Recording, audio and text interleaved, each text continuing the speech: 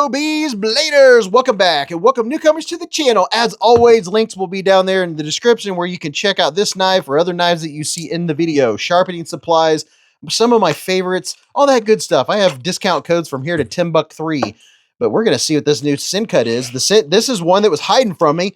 I was going to check it out like a week or two ago, and well, here we are.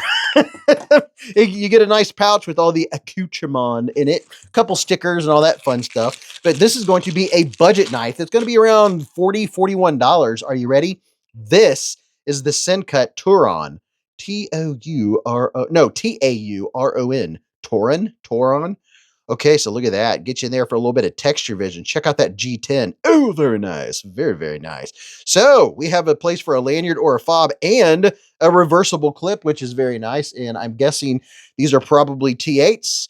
And if I can pay attention, yes, we have T8s for the hardware, and I can tell by looking, those are T6s right in there for your pocket clip. So without any, oh, wait a minute, hold on.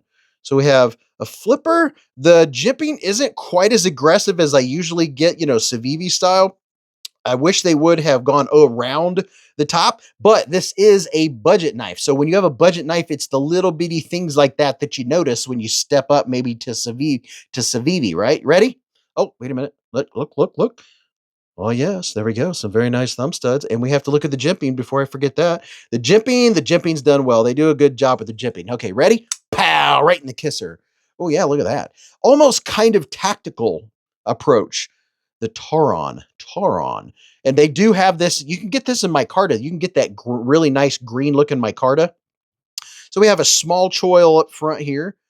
Looks like we have a pretty nice grind. I don't feel any kind of, oh yeah, really nice. This is good, probably, I would guess is, oh wow, no, that's a surprise. D2 blade. I haven't seen Sincut do a D2 blade in a long time. They normally do 9CR18 MOV.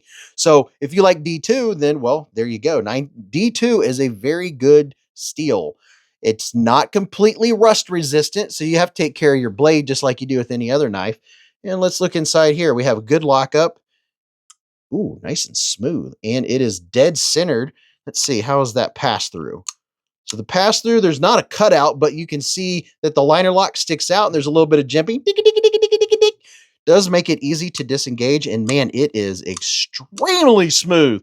I'm going to give you a couple quick numbers, and then we're going to see how the action and the ergos are here in just a second. From tip to tail, we're coming in at 7.9 inches. Your blade, 3.4 inches, and then about 3.1 inches sharpened. Your handle is just a hair under 4.5 inches, and from the very top, I guess we could probably call this either a poon or a clip poon.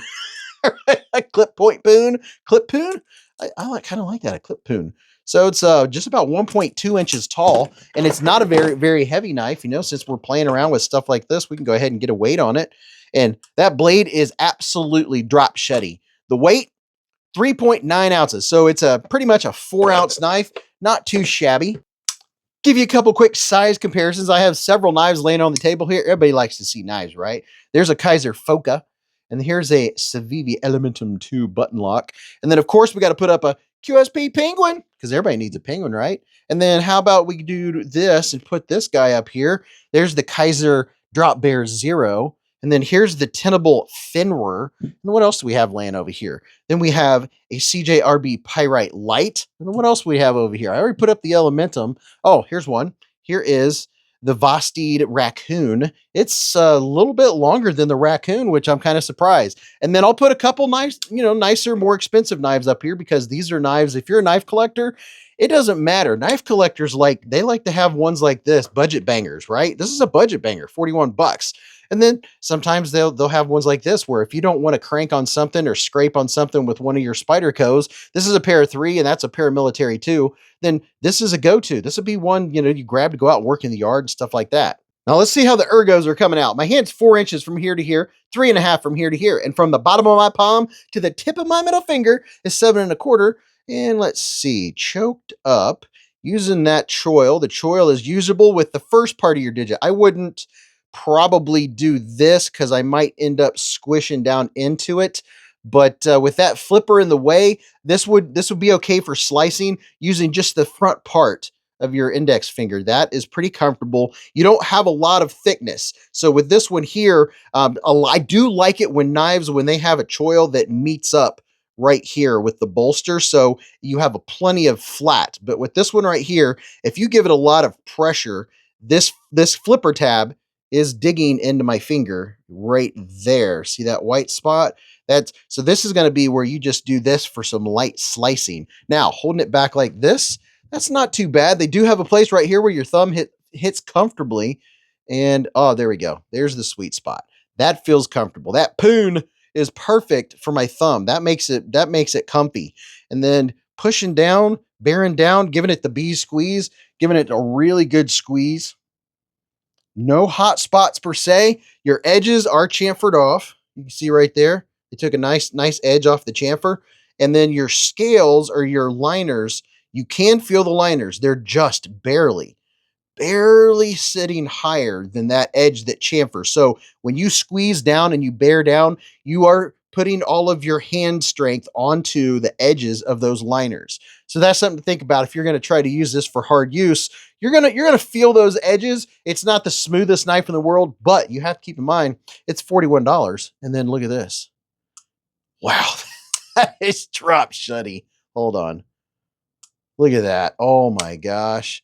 So I'm telling you, if you're just getting into the knife world, or if you're looking for a nice budget banger, you can't go wrong with Civivi. They have a warranty office in the United States. Can I reverse flick it?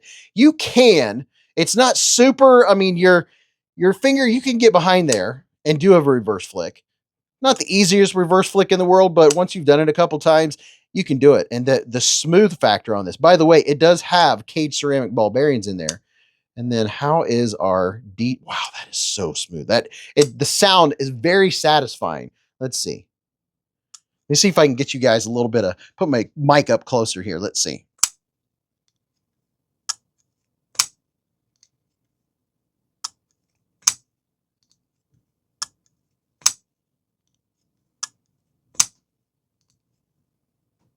Oh, that is super satisfying. I love the sound. So there you go. There's another budget banger from Sencut. I like it. I was very surprised that they came out with D2 again. I can't remember the last time that they did a D2. There's nothing wrong with the D2. I'm a fan of 9CR18 MOV. I like 9CR because it's easy to sharpen. It's easy. Matter of fact, if you're just getting into sharpening, look, I mean, if you have a bunch of knives, I recommend getting a TS Prof. I have a collection of TS Prof sharpeners, and really you only need one. You can decide which one you get. Like I have the T03, and I use that for pretty much anything I want to sharpen. And so if you're into knives seriously, or you're going to get into knives seriously, I do recommend going checking out TS Prof, because that is a sharpener.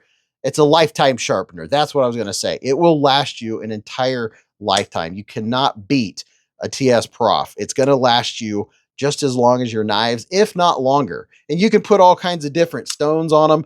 But matter of fact, I think I have like a 5% discount to TS Prof. I'll put that. That's always in the description of my videos and in the pinned comments anyway. So you can go check out. They're not cheap, but you get what you pay for. And if you're a knife collector and you already have 5, 10, 20 knives, and you want to know how to sharpen them, and you want to use something that you're not going to have to keep replacing, and it's not going to break, and there's no plastic, TS Prof is, I'm just telling you, that's where it is. I'll shout out TS Prof all the time because that's good stuff. But anyway, back to this budget knife. You can sharpen your budget knives on a fancy knife sharpening system. Okay, there you go. There's the new Sencut Turon. Tell me what you think about it. And until I see you again in the lives or the chats or the hive streams, remember, live life in the present, keep a Band-Aid handy, and don't cut yourself.